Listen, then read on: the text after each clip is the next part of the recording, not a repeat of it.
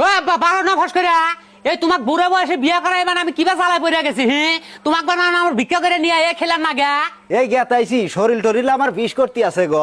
বিষ করবো না তোমার বলে এই বয়সে বিয়া না করলে চলেই না। হেই বাপে কেন কথা কোয়া না কেনা ন বেলা হয়ে গেছে। বেলা হবো না আরো ঘুমে থেকে দেরি করে উঠো মাসে হ্যাঁ। ভিক্ষা করে শেষ করে দিল গিরাম। উড়া নাগো না তো বাঁচতে কিছু দান করো গো। হবাইস্তা কিছু দান করো। এই তোর বাসা এখনো ঠিক করা হইলাম না, আমি কি তোর ভাই হই নাকি?